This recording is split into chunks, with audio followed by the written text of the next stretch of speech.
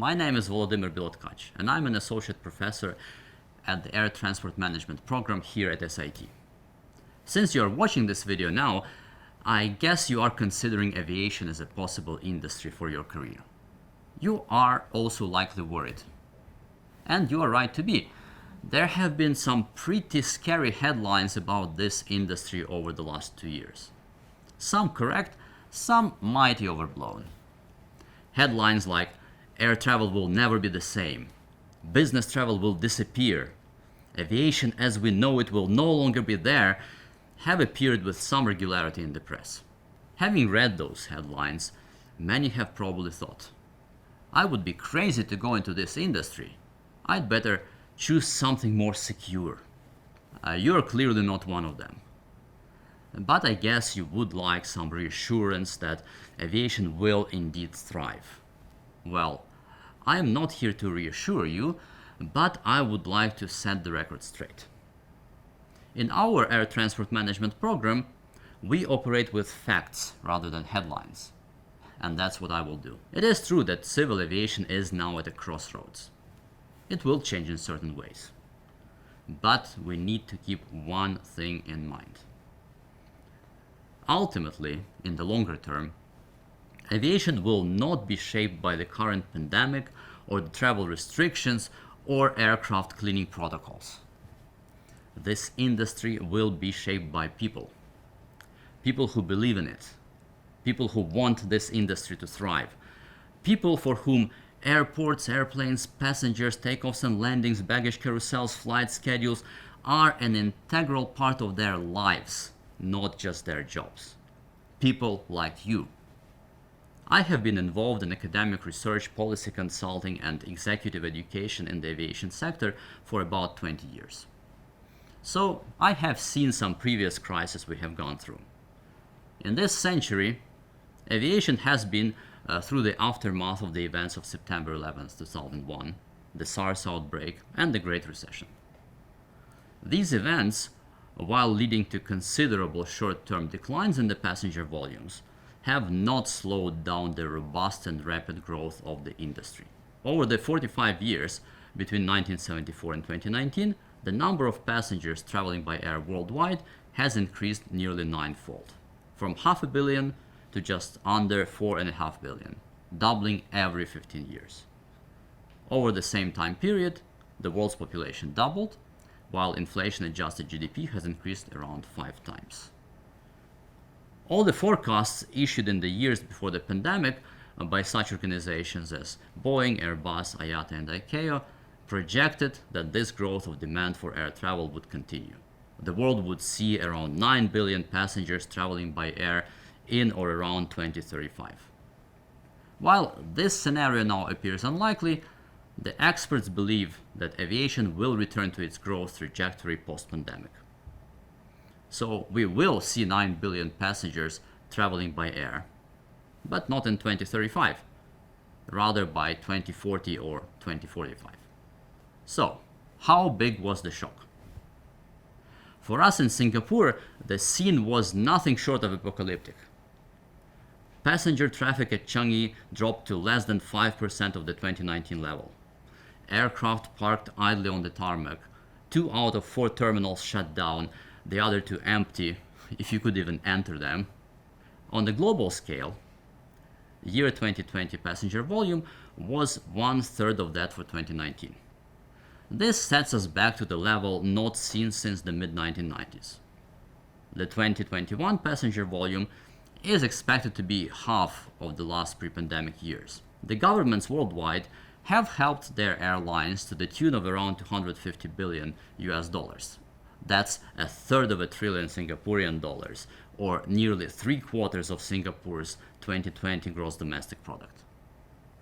This helped the industry survive and ensured no large-scale airline bankruptcies took place during the pandemic. In fact, fewer airlines went out of business in 2020 than in 2019. We do expect to recover to the pre-pandemic level by the end of 2023 and return to the growth trajectory afterwards. 10 years from now, I expect most of the travel restrictions that are being introduced now to be lifted or at least relaxed. Maybe masks will be mandatory in our region, but definitely not in North America or Europe. Some, but not all, the countries will require COVID-19 vaccination and tests for the unvaccinated. Quarantines will be a thing of the past. Moreover, some of the things the airlines and policymakers are doing now will make aviation a cooler, more exciting industry for both the passengers and the people working in it. Pandemic will lead to acceleration of fleet renewal, leading to newer, quieter, more fuel-efficient planes in the air than ever before. The industry's commitment to decarbonization will mean you will work in an industry that understands and takes actions to minimize its environmental impact. Even during the pandemic, some barriers to competition have tumbled. For instance, ASEAN signed a breakthrough open skies agreement with the European Union, meaning there will be more travel options available to the passengers when travel restrictions will have been lifted. Of course, there is a lot of uncertainty ahead. The pandemic is not over. While vaccines help in our fight and some newly developed medicines show promise for treatment of COVID-19, new variants will continue emerging. The talk about telecommunications technology replacing business travel has intensified. To be sure, ever since the advent of the internet, there has been no shortage of prognosticators predicting the day when all the business will be conducted remotely. Now, this day is yet to come. More so, this day will never come. Humans are inherently social animals. We cannot function for long without face-to-face interaction. We will continue exploring, visiting friends, relatives, clients, business partners, going to conferences, meetings, conventions, simply exploring places we have not seen before. Air Transport Management Program at SIT will help you become a part of the aviation of the future in Singapore, Southeast Asia, and beyond. That industry will need new talent, people who understand how the business of aviation works, people who want to see this business thrive, people who strive to make journeys more enjoyable, people who recognize that we need to leave this planet for the future generations in a better state than we found it. People who believe they can make a difference. You can read online all about the structure of our program and the modules we will be teaching. So I do not think it makes sense for me to go over those. One thing you need to know about us is this: we know aviation and aviation knows us. Our program is supported by the Civil Aviation Authority of Singapore.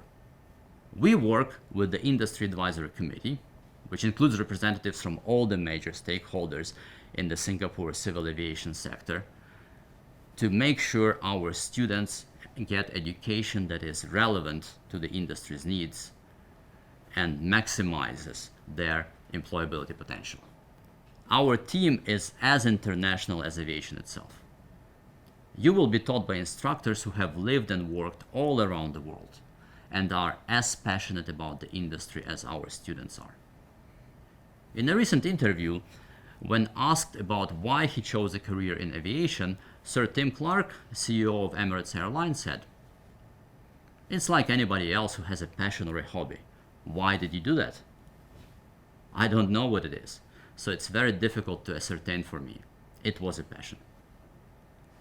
If you can relate to those words, want to learn more about how aviation works as a business, and are looking to spend your career working in aviation, we invite you to apply to the Air Transport Management Program at SIT. Our industry is at a crucial moment in its history. When you join an industry at a moment like this, you will have a unique opportunity to contribute to shaping it, perhaps for decades to come. Come on board for this journey with us.